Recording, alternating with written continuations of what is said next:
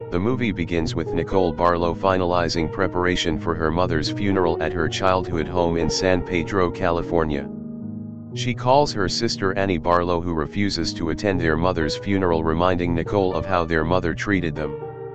In the evening, while Nicole tries to contact her cousin Liz, she begins to feel a strange presence.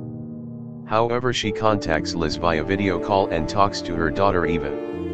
The signal is bad and Nicole moves around the house in search of a strong signal. Eva asks her mother who is behind her. Nicole turns and finds a door open to a dark room and moves inside. Annie goes to her mom's house the next day after being told by Liz that Nicole is missing. She calls Nicole, but her phone rings in the same dark room Nicole entered in the previous night. She finds Nicole's phone along with a photo. That night Annie has a bad dream and wakes up. She walks around the house and finds the fridge open and food on the floor.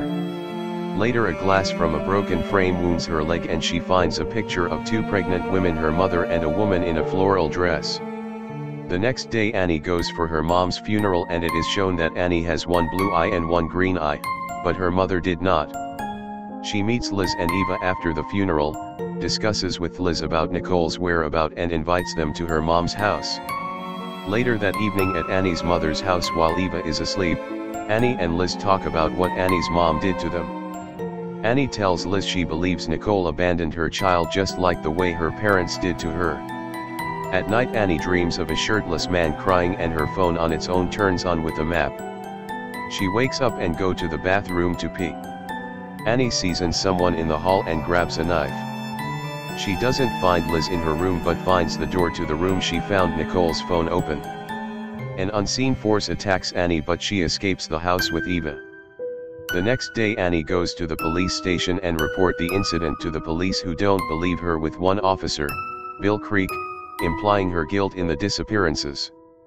Annie sleeps in a motel that night and notices the address on her phone, finding a blurred picture of a figure in a floral dress.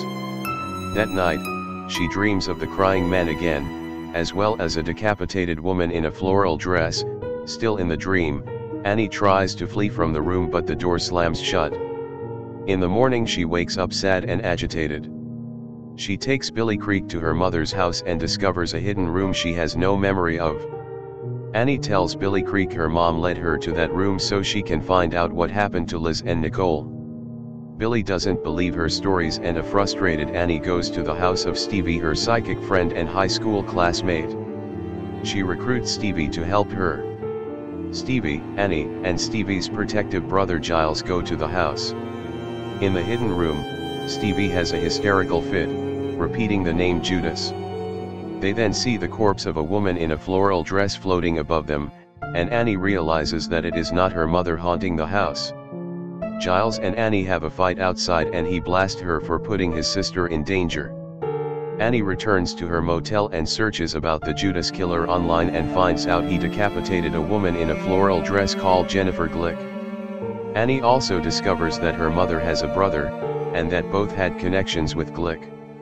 Creek investigates the house after finding a mysterious photo pointing to a cupboard, where there is a secret door leading into the hidden room.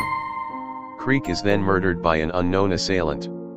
Annie becomes desperate for answers and calls Stevie, who tells her to use a makeshift Ouija board to contact Glick. She goes into the hidden room and contacts Glick, who confirms her suspicions that Glick was murdered by her uncle, the Judas killer.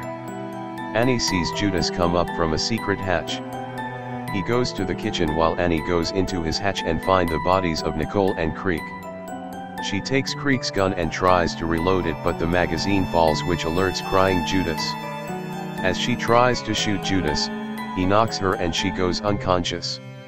She awakens to find herself tied up and imprisoned in the closet, but manages to escape, stabbing Judas with a coat hanger.